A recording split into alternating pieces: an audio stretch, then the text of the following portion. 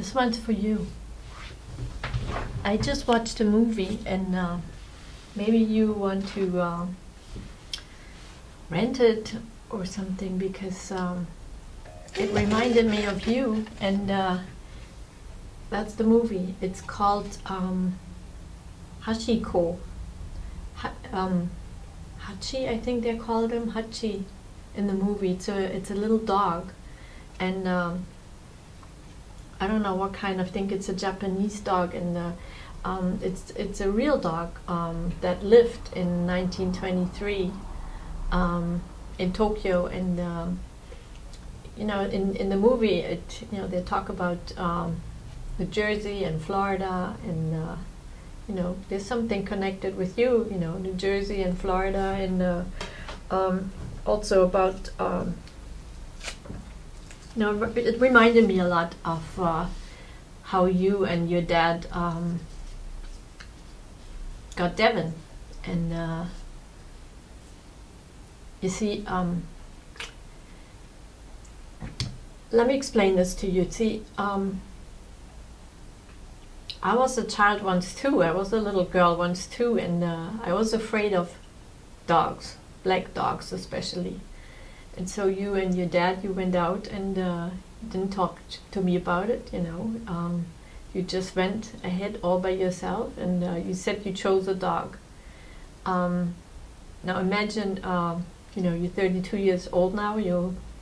I heard that you were getting married, and maybe you are already, and you know, maybe you'll have a little girl, and chances are she's going to be a lot like me. Just like you are a lot like your grandmother, like my mother, and I'm a lot like my grandmother, you know, your Umi's mother. This is how it, you know, switches, because, you know, we are different in temperament, and so the same-sex child oftentimes becomes the opposite of who we are, and this is, you know, I'm saying this all without judgment. I'm just, you know, I've done a lot of research, you know, looking back into our history and all that, and so imagine, you know, you will have a child one day, you know, a little daughter, and she gets older, and I'm not really sure, you know, what animal you might be afraid of, but you know, a snake is not really something nice. But imagine, at least to me, you know, I wouldn't want to have a snake, and I also really didn't want to live with a dog in one house. So, you know, imagine you feel about snakes like I do about dogs, and one day your daughter comes to you and says she wants a snake, and your husband supports her, and then the two of them go out and say, you know, Annika, you know, Mom, we chose a snake, and they happen to pick the one snake that you hate the most, or that you're afraid of the most. Not hate, afraid. And then what are you gonna do? You know, she's all excited, your husband is all excited, they're all happy, you know, they found this one animal that they want to bring to your house. And then you have an animal already. Let's say it's a cat, and the cat went out of her way to find her way into the hearts of you and your daughter, and maybe even your son and your husband. You know, she went out and she got birds and brought them into the house. She got mice and brought them into the house. She even got squirrels, you know, to show how much she loved you, because this is what Willie did, right? Now, Willie is the one animal, you know, it's like, I didn't want a cat either. You know, your dad went out with you and Florian, and he got Willie. Remember that? It was the one time when I went shopping, you know, I was with you all week long, years, you know, without end. I was always there for you. The one time I went shopping, you guys went out and you got Willie without talking to me about it. Now, what was I to say? Go away? The only thing I could think of is like, okay, you know, you have the cat now, the cat stays outside. So, you know, it got cold, and then, you know, I felt bad, so I said, all right, you know, we get the cat into the basement. And then you were little, so, you know, it didn't take much time for you to open the door from the basement, and the cat was in the house. And they said, never this cat is gonna sleep in your bed. And you know what happened. You know what happened, right? You know, I remember, I took that picture. You know, when Willie slept in your arms in your bed at lunchtime, and I went to the photo store, and I had the picture developed, and the woman in the store, she made it extra big for no extra charge because she loved the picture so much. And that's the woman that your dad had a fight with. He didn't get along with her, but you know, I got along with everybody, except for you. So why is that, Annika? You tell me, because I'm at a loss. I don't know. You know, why aren't you talking anymore with me? It makes me sad, yeah, and I'm really sad with that movie now because, you know, the dog in Tokyo, you know, that the man that took care of that dog, he found the dog found the man at the station, and then, you know, they got so close, and you know, he was the focus of this dog, and he took care of that dog, and you know, I thought, like, if you bring this dog home, Devon, you would spend time with this dog, but you were never there. You never took care of that dog. This dog, you know, was in the cage all day long, throwing up, eating his throw up. He was pooping in the cage. He ate his own poop. I didn't know about dogs, and to this day, and I will never stop that, because dogs to me don't belong in the house. Dogs are animals, and it doesn't matter what type of animal, cats and dogs and any kind of, you know, what we call pet, does not belong in the house. Fish neither. Fish belong in the water, out in the river or in the ocean, not in a fish tank locked up. That's how I feel. I always felt that way, and I haven't changed. And you know, the happiest I was about leaving was that I didn't have to deal with that dog anymore. And if you think back, you know, Willie was the queen of the house, and Willie was an animal. You know, she did what she wanted. Was mostly outside and came inside, you know, when the weather was bad, or you know, just to get her food, or you know, to rest maybe sometimes. But basically, it was an outside animal, and I was good with that. That's what I loved.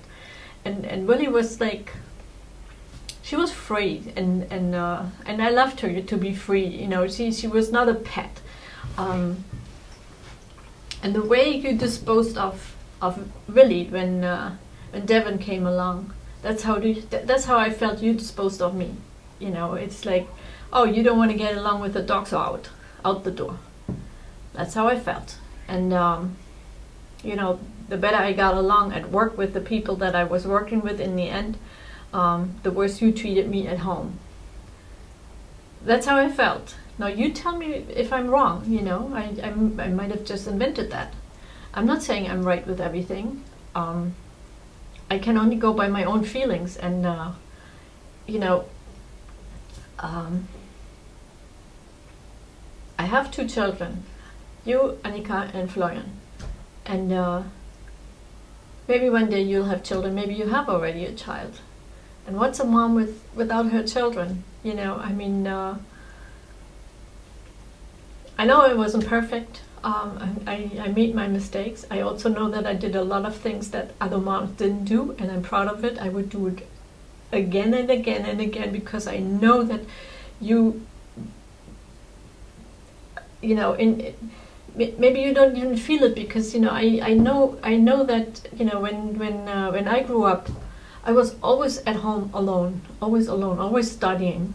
And then I had a girlfriend, and one day, you know, somebody I met somebody in Norway and he was gonna visit. So I said to my girlfriend, you know what, you gotta show me Bremen. I have no idea what to do with this guy when he's coming. So this is when I discovered Bremen's nightlife, and I loved it.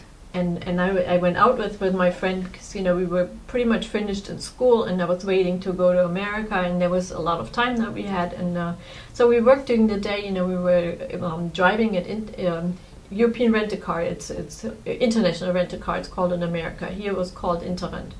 And so we were driving cars from one station to the next, and you know, even the Electric Light Orchestra came, you know, to play here at the Stadthalle, and there were 5 people. They rented 5 brand new Mercedes-Benz, and there were 5 people from the auto place where we drove these cars back and forth, and you know, I got one of them. And so, you know, we picked them up from the hotel, Hotel zur Post, I think it was called, and then drove them to Stadthalle. And the guy that I was driving didn't say a word. I was speaking in English with him, didn't say much.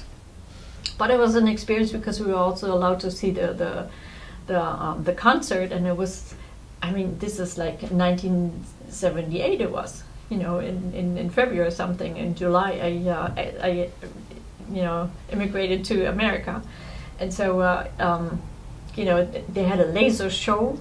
Sting was the warm-up group. You know, they had like somebody who was playing 50 minutes to warm up the crowd, and then, you know, the stars would come in, and, you know, Sting's was it Sting or Prince? I don't remember. I think it was Sting. Anyway, one of them. You know, they were singing in the beginning, and you know, I was driving there with my Mercedes-Benz, you know, driving this guy to the Stadthalle and then back to the hotel, and it was pretty exciting. How did I get there? Well, you know, I have my experiences, and I believe that there's a lot of things that I experienced that you don't even know about. And of course, most of my life and your life that we shared together, you know, I was a wreck. So, you know, the time from before when I was okay, I remember what I wanted to tell you. I went out till the wee hours of the morning, came home 6 o'clock in the morning, and Omi and Opi, they didn't say a word. It was like, you know, all my friends had a curfew. They had to be home by 10 or 11 or something like that. I didn't have a curfew. So I felt like, you know, my parents don't care about me. And yet I also enjoyed the freedom that came with it.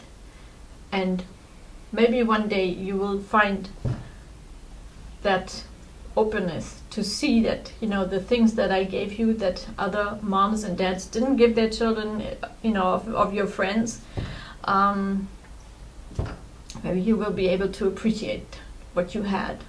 And I know that I didn't always, I didn't give you what I would have loved to give you, but I gave you everything that I could, everything, too much.